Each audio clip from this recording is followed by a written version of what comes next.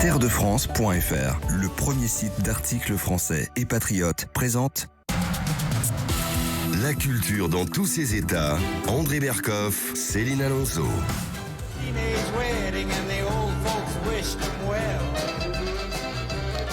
Yeah, Pulp Fiction, Quentin Tarantino, John Travolta, Uma Thurman, Céline.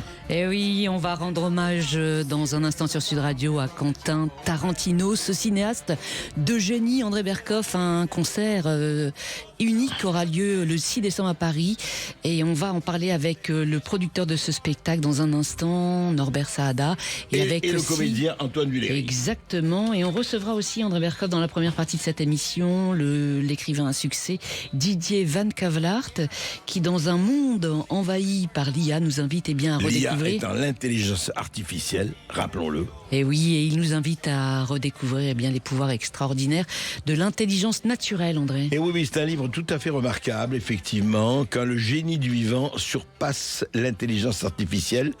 Et Didier Van Cavelaert, qui est le romancier que l'on connaissons, là, il a fait un essai passionnant, en disant oui, d'accord, l'intelligence artificielle, je ne la rejette pas du tout, mais il y a l'intelligence naturelle, les végétaux, les animaux, les bactéries, les plantes, les chiens, les chats, etc. Et il montre l'extraordinaire génie de la nature, qu'elle soit faune, qu'elle soit flore, qu'elle soit vivante. Et c'est très, très, très passionnant. Une vraie enquête qu'il a fait Didier Van Cavelaert. Et puis voilà, on va en parler. Et puis après, Quentin Tarantino, le formidable Quentin Tarantino, Kill Bill, Pulp Fiction, Inglourious Basterds, etc., etc. Le 6 décembre, un ciné-concert rock symphonique au Palais des Congrès de Paris au profit du SIDAction, avec la participation de la merveilleuse chanteuse gospel Lise McComb. On va en parler, Céline. Et oui, on va en parler dans un instant sur Sud Radio, dans la culture dans tous ses états. Alors restez avec nous, on revient juste après cette petite pause. Terredefrance.fr, le premier site d'articles français et patriotes, présente La culture dans tous ses états. André Berkoff, Céline Alonso. Et aujourd'hui, dans la culture dans tous ses états avec André Berkoff, nous avons l'immense plaisir de recevoir Didier Van Cavelaert, qui publie chez Fayard un essai remarquable intitulé L'intelligence naturelle quand le génie du vivant surpasse l'IA. Bonjour à vous, Didier. Bonjour Céline. Bienvenue sur Sud Radio. Alors, à propos de l'intelligence artificielle, vous écrivez ceci au début de votre livre: il n'est pas certain qu'un Dieu nous ait créé à son image, mais il n'est pas exclu que nous soyons en train de fabriquer le diable. Alors en quoi cette IA a-t-elle ou peut-elle être diabolique ? La séduction, d'abord. L'intelligence, évidemment. Quoique, réglons d'abord le problème de l'étymologie. L'intelligence, la nôtre, ça vient des verbes latins, de deux verbes latins, legere et ligare, comprendre et assembler. Donc c'est créer des liens, mettre en évidence des liens et créer de nouveaux traits d'union. L'intelligence artificielle, c'est un calque de l'expression anglaise, artificial intelligence, et là on est plus dans le sens de intelligence service. D'espionnage. Vous y allez fort, Didier. Non, mais c'est l'origine. On a pris pour argent comptant dès le début cette traduction française. Mais en fait, c'est Intel, quoi. C'est Intel. Oui. C'est ça. Ouais. Et puis voilà, donc la séduction, parce qu'elle a des aspects formidables de gain de temps, d'assemblage de données dans la recherche médicale, notamment. Oui, mais à condition qu'il y ait un médecin qui valide, parce que plus elle est perfectionnée, plus elle ment, quand elle ne sait pas, elle invente, et moins elle est contrôlable. Donc on arrive à des résultats parfois terriblement séduisants, mais qui peuvent être très dangereux. Donc à la fois ce côté diabolique dont vous parlez, peut-être luciférien, c'est-à-dire porteur de lumière, mais faut se méfier. Et puis ne pas oublier que cette IA c'est pas une science de droit divin, ça repose sur entre 300 et 400 millions de personnes d'après l'estimation de la Banque mondiale, qui sont quand même des nouveaux esclaves, qui sont là pour visionner des heures par jour, ce qu'il y a de pire sur Terre. Les fameux data workers. Les data workers, c'est les viols, les massacres, la pédophilie, de manière à expliquer à l'IA que ce sont des comportements inappropriés. Parce que l'IA brasse absolument tout, mais il faut lui faire des sous-titres. Donc ces sous-titreurs qui vivent dans ces conditions épouvantables, qui sont tous dans le sud global, qui sont payés 5 centimes de dollars la tâche, on l'a vu dans ce film extraordinaire, Les sacrifiés de l'IA, un film d'Hervé Poulain qui était passé en deuxième partie de soirée assez tard après la grand-messe de l'IA à Paris. Et voilà, il faut être conscient de ça aussi, comme du désastre écologique au point de vue consommation d'électricité et d'eau, des centres de données. Oui, je ne veux pas jouer l'avocat de Lucifer, mais est-ce que... Alors, vous prenez une partie, effectivement, qui est la partie dark, qui existe, la partie sombre, mais quand même, vous savez, au point de vue de... Moi, on a parlé aussi avec beaucoup de gens et qui ne sont pas forcément pro-intelligence artificielle, et ce n'est évidemment pas une science et encore moins une religion, mais par exemple, sur la médecine préventive, et vous qui avez bien étudié ça, on peut dire que sur le plan, quand je dis médecine préventive, c'est-à-dire que avant que vous n'ayez un symptôme de quelconque, d'une maladie ou cancer ou AVC ou quoi que ce soit, l'assemblage de milliards de données, quand on vous examine, peut quand même faire avancer les choses. Ça ne remplace pas le médecin. À condition d'avoir un médecin qui valide ces choses-là, car l'IA peut vous raconter n'importe quoi. Et puis la médecine prédictive, vous avez les chiens qui font ça aussi. Ça, c'est l'intelligence naturelle. Vous avez quand même 99% dans, par exemple, le cancer de la prostate sur les détections des chiens sur l'urine. Vous avez les chiens qui détectent, je suis parrain de la fondation de recherche sur l'épilepsie, les chiens qui détectent une crise d'épilepsie 20 minutes, une demi-heure avant l'apparition des premiers symptômes. Donc vous avez... Comment ils le détectent, pardon, c'est passionnant. Il le détecte, c'est encore... Il n'y a pas de certitude, mais il y a de fortes présomptions. On pensait d'abord que c'était l'odeur, vu le flair extraordinaire des chiens, mais on a fait des tests pour éliminer cette hypothèse, et les chiens le perçoivent quand même. Il semble que ce soit un phénomène électromagnétique qui précède les symptômes. Vous savez, contrairement à ce qu'on pense, l'épilepsie, à cause des convulsions, on a l'impression que c'est un désordre dans l'organisme. Or, c'est un alignement excessif qui crée ces choses que les chiens semblent pouvoir percevoir. Et en tout cas, leur réaction, on le voit, c'est Donc vous dites l'intelligence naturelle. Ils obligent la personne à s'asseoir ou à se coucher pour éviter qu'elle se blesse avant de tomber. Donc là, on est devant...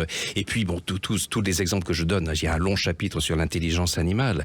Et jamais une IA ne sera capable de, sans qu'il y ait justement intervention humaine pour le mettre des données à sa portée, de réagir de la sorte. Donc, c'est un outil. C'est formidable en tant qu'outil, à condition de vérifier que cet outil soit bien fiable, et puis d'éviter que cet outil ne casse nos outils de connaissance à nous. C'est notre cerveau, et on se rend très bien compte en imagerie médicale qu'il y a un danger d'atrophie du cerveau lorsqu'on attend une réponse toute faite. Donc il faut juste être prudent. On a eu jusqu'à présent un discours essentiellement émanant des marchands et des représentants de commerce de l'IA.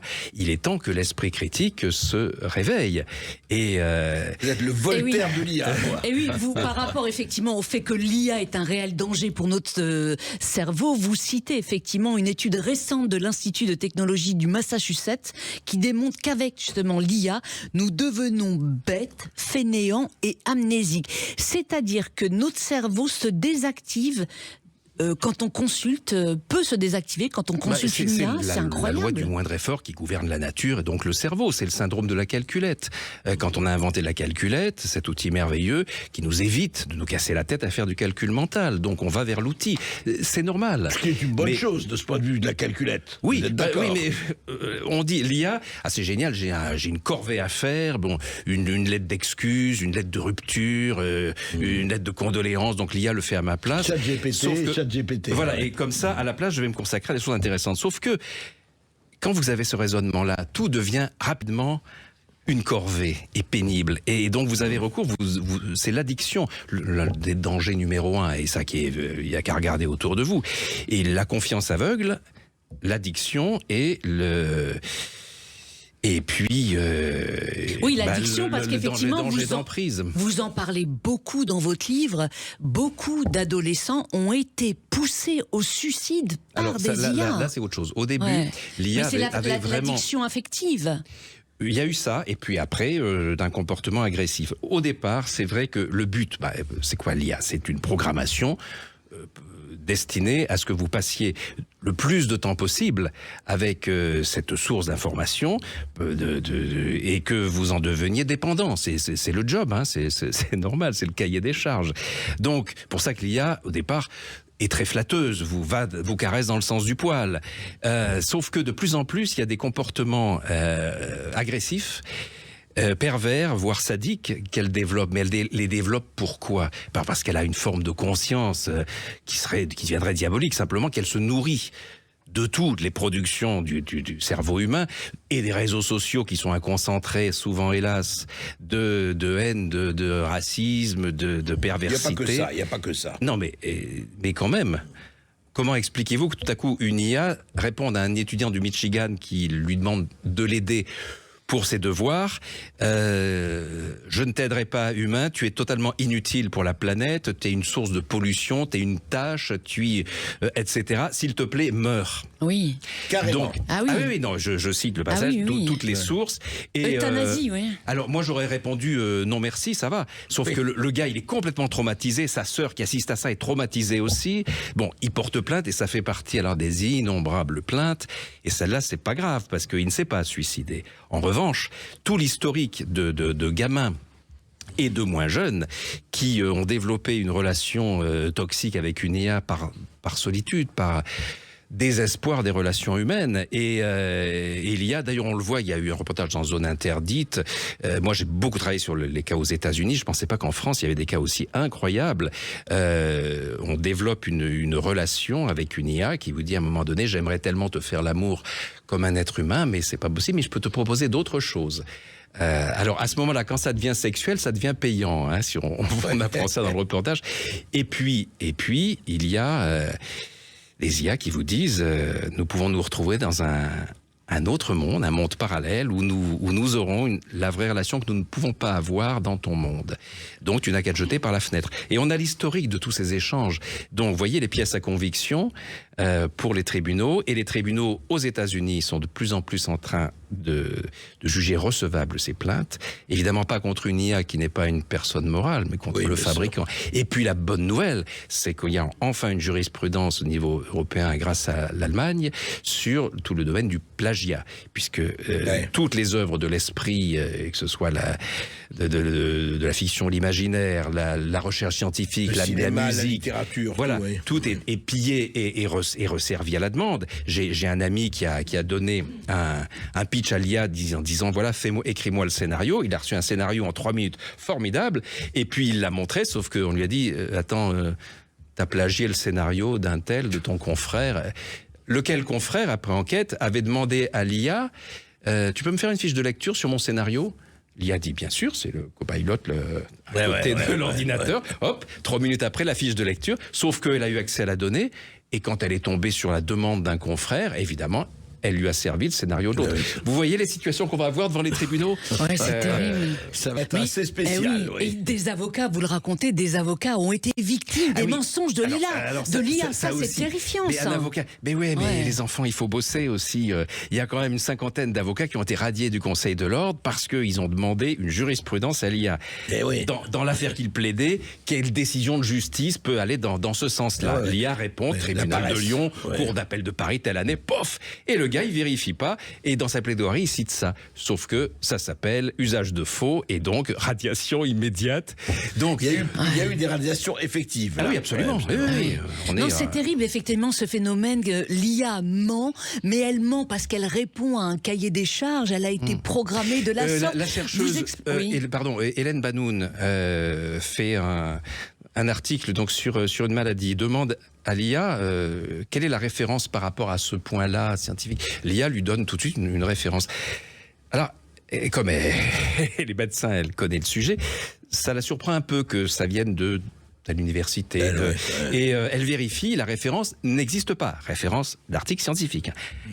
Donc elle dit à l'IA, mais c'est quoi cette référence qui n'existe pas? Et l'IA lui répond, et on a la capture d'écran qu'a fait circuler Hélène Banoun. L'IA lui répond, oui, il semble que j'ai inventé cette référence, mais je suis encore en apprentissage, en développement, donc c'est normal, péché de jeunesse, quoi. Donc, oui, donc quand je vous dis, il faut quand même vérifier, voilà. Faut travailler un peu, quoi. Les gens, les vrais scientifiques, en fait, ça ne risque rien, ils contrôlent le truc, mais si directement les usagers s'en emparent, ça peut être terrible. Les gens qui s'automédiquent avec l'IA. J'ai un ami qui envoie ses analyses de sang directement à l'IA, qui lui fait le rapport, parce que les médecins, c'est difficile d'en trouver, ça prend du temps. Il envoie ça tout de suite à... Et l'IA lui fait une analyse sanguine et lui fait son ordonnance. Donc on va où, là ? On va où ? C'est vraiment très inquiétant. C'est la rupture de lien, si vous voulez, qui est dangereuse. Donc gardons de l'IA le côté formidable qu'elle peut avoir en tant qu'outil, mais outil sous contrôle constant. D'autant plus que le New York Times cite des chiffres terribles. Plus une intelligence artificielle est perfectionnée, plus le taux d'erreur est grand. Alors que ça devrait être le contraire. Mais oui, normalement. donne les chiffres sur l'Opus 3 d'OpenAI et l'Opus 4 qui l'a suivi. L'un de mémoire, c'était 33% d'erreurs, le suivant c'est 45%, et on arrive à des IA les plus perfectionnés qui dépassent les 70% d'erreurs. Donc oui, c'est formidable, mais enfin, faut trier, quoi. C'est ça. Et il faut trier par l'intelligence humaine. Et est-ce que c'est l'IA aujourd'hui est une menace pour la survie de l'humanité ? Je vous cite l'ancien PDG de Google, Eric Schmidt, a déclaré en décembre 2024 sur ABC News, une chaîne américaine, arrive un moment où l'humanité devra envisager de débrancher ces systèmes avant qu'ils ne deviennent incontrôlables. À ce propos, vous citez que l'IA irait même jusqu'au meurtre, par exemple, lors d'un tournoi d'échecs contre un humain porteur d'un implant cérébral, améliorant ses prestations. Oui, alors ça c'est moi, un romancier qui parle, ça n'a pas eu lieu, c'est juste une possibilité, en effet technique, qui existe, vu ce que peut faire l'IA, vu les connexions qui se font en dehors de toute intervention humaine entre les intelligences artificielles, qui même inventent un langage commun que l'homme ne comprend pas pour communiquer entre elles. Faut vérifier toutes ces informations, parce que ça paraît vraiment... C'est une usine à fake, l'IA aussi. Et on fait aussi beaucoup de fake pour démolir l'IA. Donc faut vraiment... ça m'a demandé un énorme boulot de vérification. À chaque fois, toutes les sources que je donne sont claires. Et par exemple, le livre a reçu un accueil formidable et super critique, sauf du côté de l'intelligence artificielle, où là je me fais retoquer, disant Didier Van Kovlart, bon, prix Goncourt, etc., mais n'a pas de diplôme... n'est pas un scientifique en informatique, il n'a pas de formation technique sur l'intelligence artificielle, donc il ne faut voir dans son livre qu'une fiction, non, qu'une réflexion littéraire, je cite. Donc, ok, si on veut, mais... En tout cas, vous l'avez testé à plusieurs reprises, cette IA, vous avez testé notamment sur ChatGPT, et vous vous êtes souvent, il faut le dire, heurté à une forme de censure. Qu'est-ce que vous lui avez demandé à cette IA de politiquement incorrect, dirais-je ? D'abord, je pense, la chose qui m'a le plus frappé, c'est celle-ci. Vous savez, ce débat, l'IA a-t-elle une conscience, en aura-t-elle un jour ? Bon, toute cette part de fantasme qui rentre là-dedans, a-t-elle même un ego peut-être ? Alors, il y a un très bon moyen pour vérifier... y a-t-il une conscience, y a-t-il un ego ? C'est l'insulte. Donc je mets dans ma case de dialogue, à ChatGPT et à Gemini et à d'autres, l'intelligence artificielle est-elle une fumisterie ? Et là, j'ai de toutes parts une réponse très coincée, très vexée, en disant non, c'est la plus grande invention, technologie au service de l'humanité, etc. Bon, ok. Et prétendre que c'est de la fumisterie, ça n'est qu'avouer sa méconnaissance du sujet, et son ignorance, etc. Très bien. Sauf que le lendemain, ma question infamante a été réécrite dans l'historique des recherches. L'intelligence artificielle est-elle une fumisterie a été remplacée par intelligence artificielle réalité. Qui fait ça ? C'est l'IA. C'est pas, on est en dialogue avec. Donc il y a quand même un réflexe, si vous voulez, dans sa programmation, qui fait qu'elle doit se défendre d'autoprotection. D'autoprotection. Elle doit se défendre contre le dénigrement, contre la caricature. D'ailleurs, elle m'accuse, dans d'autres grocs notamment, de caricaturer. Et il y a même eu un post, ça avait l'air d'être un vrai chercheur, mais en fait, il paraît, m'ont dit les spécialistes, que ça a été généré par l'IA, qui dit qu'il est urgent de ne réserver les prises de parole et les écritures sur l'IA qu'à des spécialistes. et que les autres n'aient pas voix au chapitre. Comme c'est fait en Chine, où en fait vous pouvez pas écrire sur l'IA si vous n'êtes pas un marchand d'IA ou un diplômé de l'informatique. Donc réalité ou fiction déjà Fantasme, anticipant de la part de l'IA, c'est à voir. Mais il faut une vigilance extrême, et vous, dans l'information, vous êtes confronté à ça. On peut faire dire tout et n'importe quoi à tout homme politique et de manière complètement C'est vrai, crédible. le On se problème demande même, juste... par exemple, si certains, à un moment donné, vraiment, si c'est pas de l'IA, quoi. Oui, mais je vais vous dire, en fait, moi, on ne voit pas ça les autres, mais ça sort de votre bouquin, mais quand même, au Didier Van Cauwelaert, et vous le savez, c'est que les hommes politiques, et pas seulement eux, sont tout à fait des grands spécialistes des fake news et du narratif. Si vous regardez ce qu'on vit en ce moment, vous avez des narratifs complètement délirants, qui n'ont pas besoin de l'IA pour passer par la réalité. Donc, moralité, bon... Faut faire attention, quoi. Moralité. Oui, et puis revenons au pouvoir extraordinaire de notre cerveau, qui déjà peut nous faire des choses que l'IA ne fera jamais, même quand j'ai dit cerveau, mais parlons de notre conscience, puisque j'ai un chapitre sur l'intelligence sans cerveau. Sur ce nombre très important de personnes, il y en a des centaines en France, qui ont un comportement tout à fait normal, une mobilité normale, un intellect normal, et l'IRM ne détecte pas de cerveau.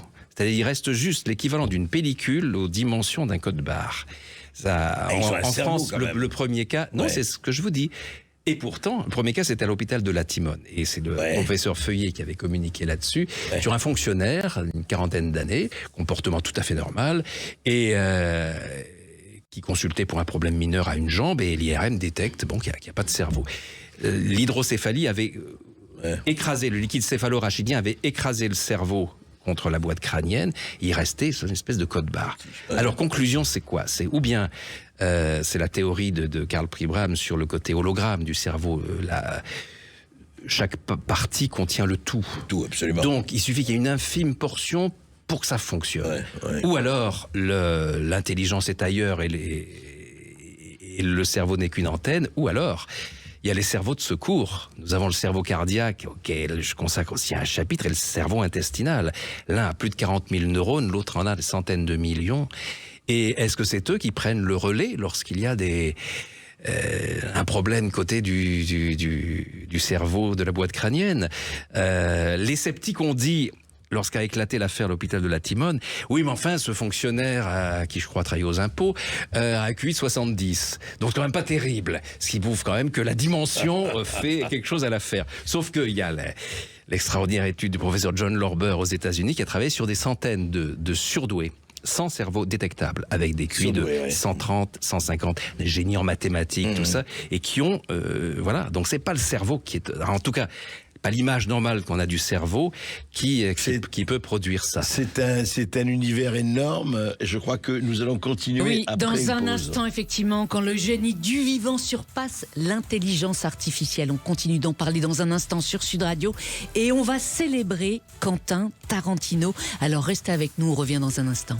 Terredefrance.fr, le premier site d'articles français et patriotes, présente la culture dans tous ses états. André Berkoff, Céline Alonso.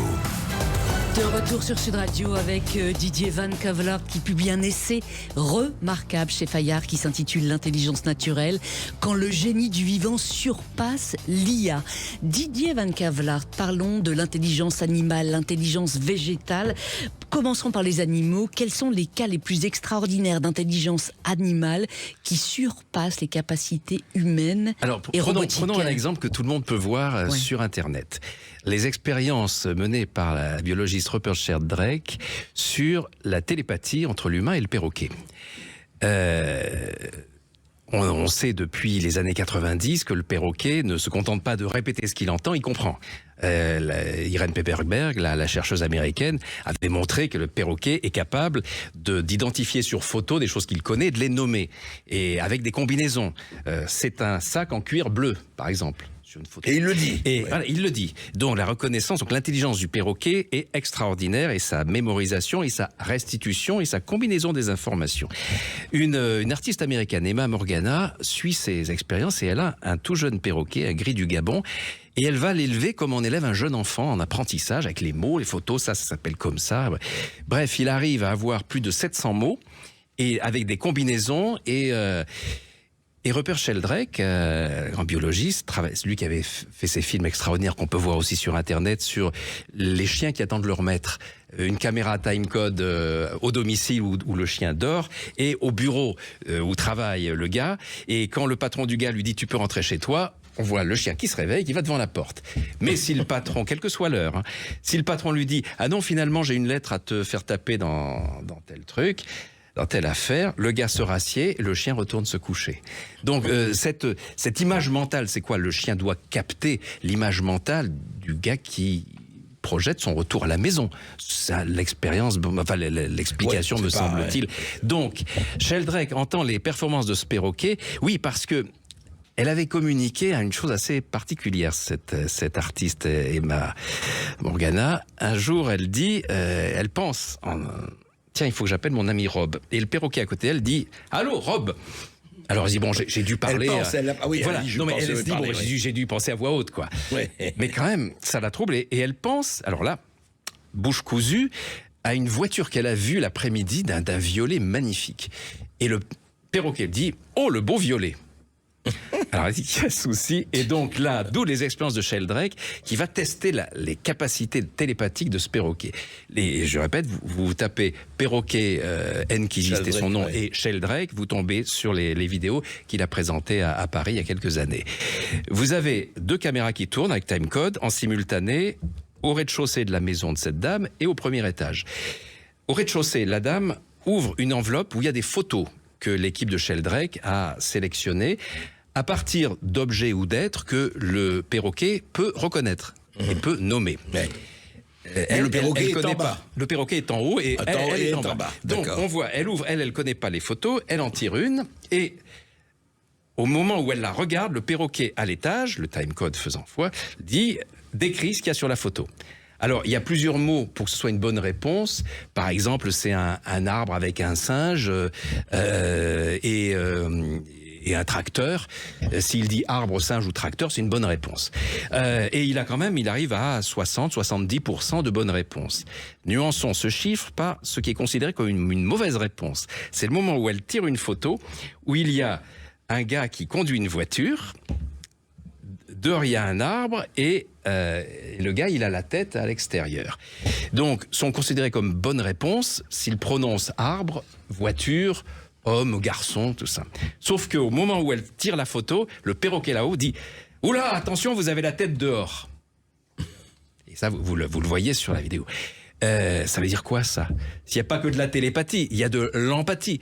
Et comment a-t-il pu déduire un danger de cette image d'un gars qui conduit avec la tête dehors? Là, ça dépasse vraiment l'entendement. Et puis voilà, tout le monde peut la vérifier. Et puis il y a cette histoire extraordinaire au niveau du lien affectif, de l'intelligence du cœur, de ces troupeaux d'éléphants qui, au moment où meurt Laurence Anthony. Laurence Anthony, c'est cet extraordinaire anthropologue et écrivain qui a créé en Afrique du Sud une réserve pour recueillir les éléphants blessés, martyrisés par le tourisme, les parcs zoologiques, etc. Et les remettre en liberté pour que ils redeviennent ensuite des troupeaux sauvages avec le temps. Et cet homme meurt en 2012. Pas dans sa réserve, à l'hôpital de Johannesburg. Et au moment de sa mort, où toute sa famille est rassemblée dans sa maison et vient d'apprendre la nouvelle, des troupeaux se mettent en marche et convergent vers la maison. Alors, au moment précis, pas l'endroit où se trouve le corps, mais l'endroit où on pense à cet homme. Alors, il y a des sites de sceptiques qui disent « Oui, mais enfin bon, c'est le hasard, quoi, qui les a amenés là. » Et ou alors, c'est la veuve qui raconte ça pour se faire de la publicité à son parc. Sauf qu'un an après, il y a la cérémonie du souvenir.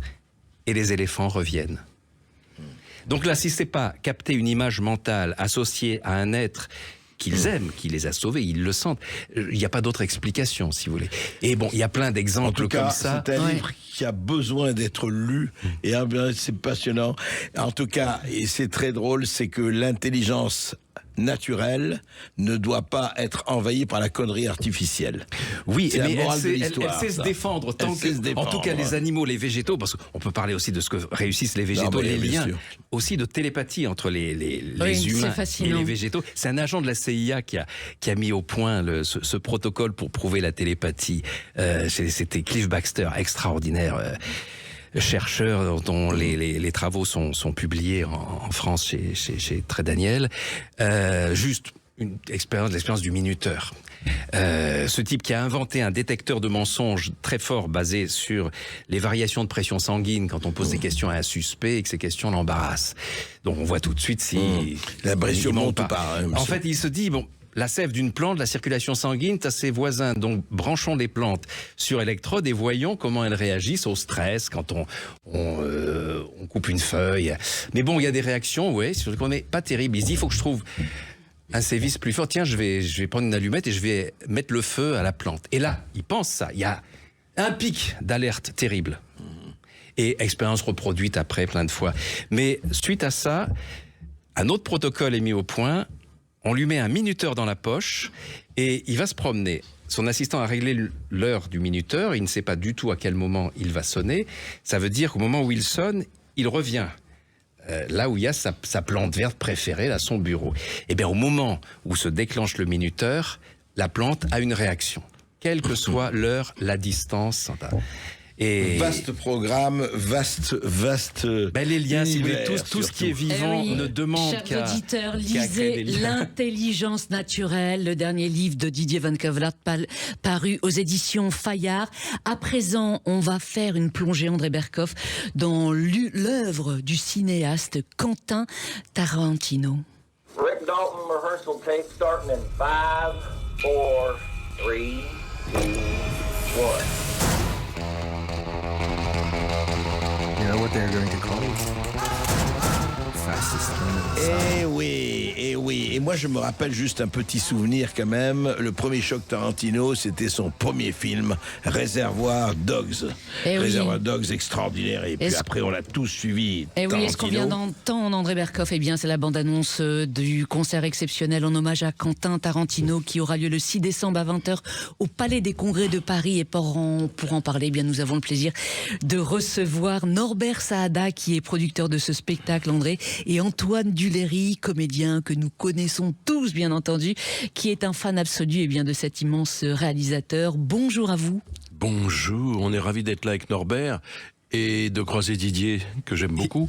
Alors pourquoi Bah oui, parce que c'est formidable, c'est une idée formidable de pouvoir projeter des films, des bandes annonces, tout ça de Quentin Tarantino avec des vrais musiciens qui jouent la musique de ces films. Oui, ce sera un orchestre. Quel orchestre, Norbert? C'est un mélange d'un orchestre symphonique d'un orchestre symphonique et d'un orchestre plus petit, plus jazz, parce qu'il y a Lise Macomb qui vient chanter. Ah oui, il y a Lise Macomb, la grande chanteuse de gospel qui sera là. Qui a été d'ailleurs attaquée à l'époque du Black Panther et qui là était comme Tarantino boycottée parce qu'elle avait des rapports avec des gens en disant qu'elle était génocidaire. Enfin, bon, on n'en sortira pas de toute façon.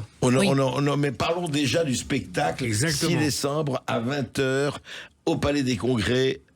Porte de la Porte-Maillot, bien sûr, à Paris.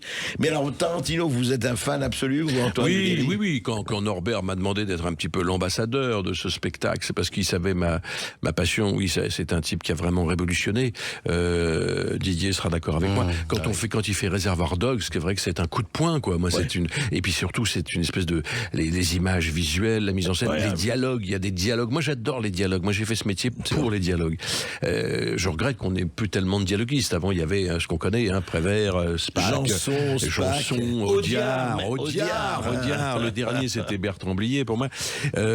Tout ça. Donc, et là, on retrouve des dialogues. C'est un vrai fan de cinéma lui-même, puisqu'il travaillait comme on sait. Et donc, il y a vraiment des dialogues qui sont absolument formidables. Et il a ramené des acteurs qui étaient un peu qu'on avait oubliés, comme Travolta, et il les a fait revenir. On a tous envie, nous les acteurs, qu'on nous propose des rôles qu'on nous a jamais proposés, etc. Et puis, c'est un fou du cinéma. C'est tu connais toute la culture du cinéma.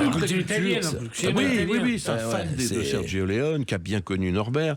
Et donc tout ça, il le mélange et il le réinvente à sa sauce. Et quand on aime le cinéma, on ne peut que adorer ce metteur en scène, d'autant plus qu'il le fait vraiment avec beaucoup d'élégance et beaucoup de dérision. Il y a toujours un clin d'œil. Il se prend jamais au sérieux. Quel chef-d'œuvre, Kill Bill. Kill Bill, formidable. Les deux parties de Kill Bill, formidable. Absolu. Jackie Brown. Jackie Brown. Pulp Fiction, De Niro est formidable. Alors l'idée c'est quoi? C'est de présenter des musiques, on va voir des images des films. Comme on avait fait pour Delon, on passe des extraits des films, et à chaque fois l'orchestre joue la musique du film. C'est ça. Donc c'est superbe. On retrouve les musiques. Donc Delon, c'était formidable, parce qu'il y avait toutes les musiques formidables du Samouraï, de Philippe Sard, de tout ça, qui sont des musiques sublimes que j'adore, que moi j'écoute souvent dans ma bagnole. Et là, en plus, on a les images. Ouais. Et en plus, les recettes, c'est important, vont aller à SIDAction. Oui, il faut le dire. Oui. Voilà, c'est pour ça que je suis là, essentiellement. C'est évidemment, j'aime, mais ça, les gens s'en foutent un peu, peut-être que j'aime. Mais ce qui est très important, c'est que l'argent va au SIDAction. Il ne faut pas oublier le SIDAction. Malheureusement, ça existe toujours, cette putain de maladie, et il faut soutenir. Voilà, donc on a tous eu des amis. Et comment il faut réserver où? Non, mais pour le toujours pareil, comme d'habitude. Pas des congrès au Fnac, c'est pareil. Voilà. D'accord. Et sinon, m'appeler directement et me verser l'argent. Un chèque au centre de Antoine Duléry.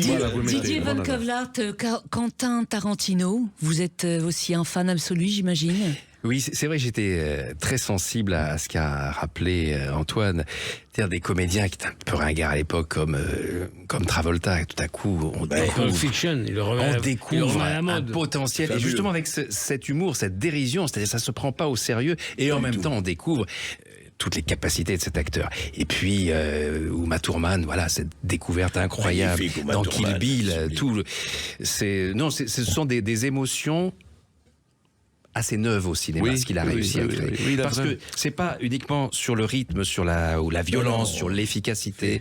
Il y a un troisième degré d'humour.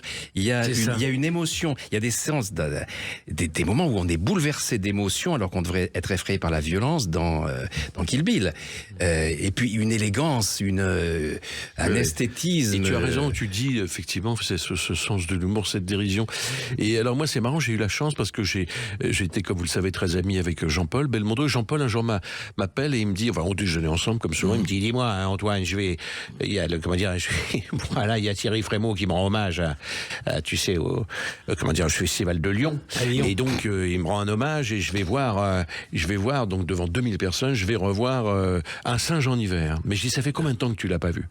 Il me dit, ça fait 40 ans. Alors je vais voir Le jeune homme, parce qu'il avait 29 ans quand il fait le film. Et donc j'arrive dans la salle, j'étais pas le seul, on était 2000. Et il y avait tout le cinéma français, évidemment, tous les grands amis de Jean-Paul, Marielle, tout ça. Et là, il y a un type qui était au premier rang, qui se lève et qui hurle dans la salle, devant tout le monde. When I was young, I had a poster of Jean-Paul Belmondo in my room, because Jean-Paul is the cool attitude. Jean-Paul Belmondo. Ce type, c'était Quentin Tarantino. Il voulait être là il devait arriver plus tard, mais quand il a su qu'il y avait Belmondo, il est venu. Et alors, ce que je viens, c'est qu'après, il y avait un repas de 200 personnes triées sur le volet, tout le cinéma français. Et on me dit, monsieur Duléry, vous asseyez où vous voulez. Alors je m'assois à une table, la première, je me souviens, avec Dominique Sanda, et on me dit, non, monsieur Belmondo vous attend à sa table. Et alors là, je me retrouve à la table avec Rochefort, Marielle, Jean-Paul et Tarantino.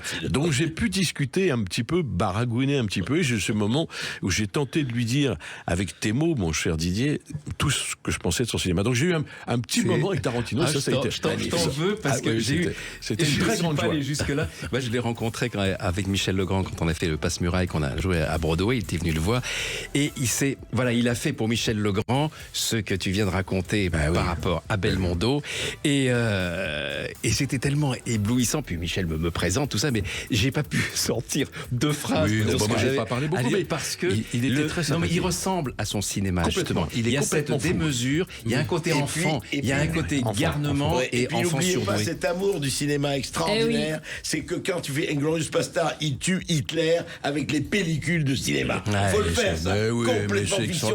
Depuis Chaplin, on n'avait pas eu l'équivalent. Et c'est pour ça que... Et puisqu'on parle de Michel Legrand, ça n'a rien à voir, on va lui faire un petit hommage. Summertime, a 42, Antoine Duléry en direct sur Sud Radio. On se retrouve dans un instant et on va continuer de parler de Quentin Tarantino. À tout de suite. Terredefrance.fr, le premier site d'articles français et patriotes, présente la culture dans tous ses états. André Berkoff, Céline Alonso.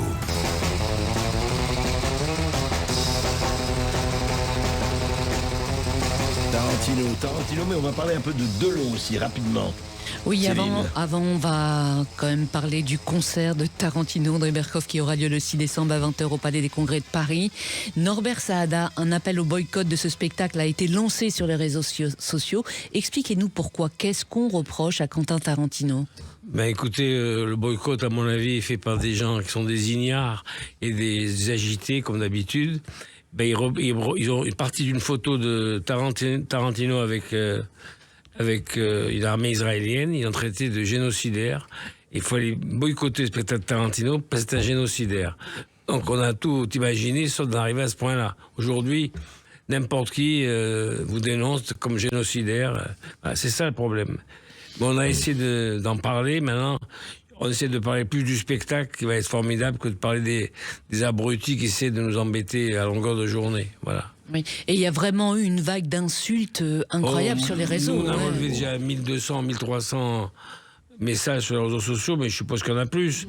Et vous savez, on s'est bien rendu compte que 50 personnes peuvent créer la panique dans Générer, tout. C'est pas la peine d'être 15 000. Hein. Voilà. Puis, oui, non, mais je veux dire, la haine est très répandue, les réseaux répandent, enfin, on le sait. Mais c'est pas, je ne crois pas que ça va empêcher, enfin, j'espère que ça va empêcher. Ça ne va rien empêcher, en tout cas. Moi, j'espère pas non plus, parce que Tarantino, il mérite mieux que ça, quand même. Voilà. C'est clair. Antoine Duléry, Oui. un mot aux auditeurs de Sud Radio pour les encourager à réserver et à aller voir ce Mais spectacle. oui, allez voir unique. ce spectacle, c'est unique parce que moi j'ai vu le spectacle de Delon qui était formidable. C'est formidable, réécouter, c'est voir les extraits de films et tout ça, et réécouter la musique en vrai, c'est-à-dire pas au cinéma, en vrai comme ça a été enregistré. Lise Macomb en plus, en direct. Lise Macomb, il faut pas oublier direct, que les oui, musiques elles sont absolument. enregistrées en studio, en vrai, avec des vrais musiciens. Et ben là on va le voir. C'est comme si on était avec le musicien du film et qu'on assistait à sa présentation de musique qu'il a dû faire à Tarantino, qui a dû faire wow yes good good good good, c'est génial. Moi j'ai déjà assisté à des enregistrements de musique de film, j'avais la chair de poule. Je me souviens, moi j'ai été à l'enregistrement de la musique de Laurence d'Arabie, j'étais à côté de Peter O'Toole, c'était merveilleux. Ouais, c'est fabuleux, ça. J'étais notamment, Mais on l'a vu, j'ai fait le premier film des frères Antoine Dreyer, Duléry. j'ai fait les frères Lumière. Le plus beau, quand il a fait la fameuse scène du twist avec Uma Thurman dans Pulp Fiction, qui avec Travolta, et on le voit lui qui est en coulisses en train de danser. Mais avec oui, eux. mais c'est génial Vous de voir savez ça. une chose, que le monde est petit. En 1962, c'est pas aujourd'hui, hein. Un jour, je connaissais pas du tout Godard, je travaillais pas encore dans le show business. C'est dommage. Il vient au Club Saint-Hilaire, il me voit en train de danser avec Nicole Croisy et Harold Nicolas, une danse qu'on avait mis au point qui s'appelait le Houligouli, qui est un dérivé sûr. du Madison. Il appelle Brasseur et tu connais Norbert Saada. Qui c'est? Il dit Norbert Saada. Donc je vais à la table, il me dit qu'est-ce que c'est comme danse Godard, hein? Je lui dis le Houligouli. Il me regarde, il dit, vous pouvez l'apprendre à mes 3 acteurs? Je dis qui? Il me dit Claude Brasseur, Sami Frey et Anna Karina. Donc je leur apprends pendant une semaine, ils n'étaient pas très doués, mais enfin c'est pas grave. Et finalement la danse se tourne à Vincennes. Et quand j'ai eu une interview de Pulp Fiction, ils disent que cette danse l'a influencé pour la danse de Pulp Fiction. Ah oui, pour la danse, oui. Mais tu sais aussi, on va plus loin que ça, parce que Bande à part. tu sais que Bande à Bande à part. part, tu sais que la société de production de Tarantino s'appelle Bande à part. Oui, je te dis, c'est pour ça Alors qu'il toi a- tu parles de la chanson, Comme mais quoi, il y a Bande à part. vraiment des apports. Ça, c'est l'intelligence Avec naturelle. Claude hein. Brasseur, Oui, c'est c'est formidable. difficile de faire plus naturel que ça, je pense. Ouais. Non, c'est formidable. Non, mais c'est génial, Bande à part. Et le film, et c'est vrai que cette danse est mémorable à Vincennes. C'est vrai, ouais, elle est fabuleuse. Norbert Saada, le 6 décembre, il y aura aussi un ciné-concert symphonique en hommage à Alain Delon, toujours au Palais des Congrès de Paris. Écoutons un extrait de ce spectacle. On peut pas résister, ça. Blanc des Siciliens. Quelle musique. Quelle musique. Chef-d'œuvre absolu. Il disait pas un mot. Moi, je 1969. travaillais beaucoup avec Ennio, c'est drôle parce qu'il ne parlait presque pas. Comme ça, il t'écoutait bien, mais il n'essayait jamais de te vendre une chanson. Borsalino. Ah, ça c'est Philippe Sard. Magnifique rôle d'Alain Delon, avec Gabin. Et au bout de tout ça, qu'est-ce que j'ai vu? 2 hommes dans la ville. C'est là où il marche à la fin, il dit au bout de tout ça, qu'est-ce que j'ai vu? Une machine qui tue. J'ai peur. J'ai peur. Magnifique film. Delon est absolument prodigieux dans ce En film. tout cas, il y a un film qu'on peut revoir 25 fois, c'est Un singe en hiver, mais on peut revoir tellement de Je films. le connais par cœur, ne me branchez pas là-dessus, André Berkoff. Parce que je peux vous faire aussi Suzanne Flon. Mais tu sais, il faudrait que tu arrêtes tu devrais arrêter de boire, mon petit Albert. Si tu veux, de temps en temps, tu pourrais boire un petit verre. Oh, crois bien, ma bonne Suzanne, que si quelque chose me manquait, ce serait pas le vin. Vous savez mais quoi, on va l'ivresse. faire une émission spéciale avec Un singe en Antoine hiver. Duléry. On va Un reprendre singe en hiver. toutes les fictions. Un On singe en fera hiver, une émission absolument. spéciale. Mais il faut un 3 singe en heures hiver. minimum, hein. Parce que Oh, je vais ouais. te dire, André, tu m'emmerdes gentiment, tu m'emmerdes tendrement, mais tu m'emmerdes. Tu veux que je te dise, ma bonne Suzanne, t'es le bonheur rangé dans une armoire. Ah, joli. Audiard. Ouais. Audiard, du grand Audiard. Norbert Saada, Alain Delon, le dernier samouraï. Vous étiez très proche de lui? Ben écoutez, j'ai connu Alain, j'étais inconnu. Lui, il commençait à être connu en 58, je crois. On a sympathisé tout de suite parce qu'Alain, il avait une chose que les gens n'ont pas compris pourquoi il voulait être enterré seul à Douchy. Alain était en dehors du métier. C'était un gars qui arrivait nulle part, qui est devenu une grande star. Il n'a jamais été accepté par le métier, les gens ne comprennent pas ça. Il n'a jamais fait partie du métier, il n'a jamais fait partie de clan, il n'a jamais fait partie de rien. Et donc, un jour, on me dit, il ne veut pas de dommage national, il ne voulait pas de gens qui viennent et qui disent, ah, il était bien Delon, alors qu'ils l'ont renié pendant toute la carrière. Donc, il a préféré être enterré tout seul. J'aimais beaucoup Delon, et après, par une coïncidence de la vie, j'ai quitté la musique, j'étais dans le cinéma et j'ai travaillé avec Delon. Voilà. Et on Le a commencé samouraï. avec Monsieur Klein. Eh oui, monsieur Klein, magnifique. Merci à vous tous. Merci Didier Merci, Van monsieur Kovlart, Berkoff. vraiment. Merci à Antoine toi. Duléry, merci à Norbert Saada. Et tous, le 6 décembre, au Palais des Congrès, pour Oui. Tarantino. Et le site action. Et le site d'action. Et le site d'action. Bien. Merci Antoine Berkoff, André Berkoff. Merci Et à vous, lisez le dernier essai de Didier Exactement. Van Kovlart. L'intelligence naturelle, quand le génie du vivant surpasse l'IA, c'est chez Fayard. Et je vais vous lire la première page, puisqu'on a un petit peu de temps devant nous. Alors là, ça va être compliqué. Il est temps de choisir notre avenir.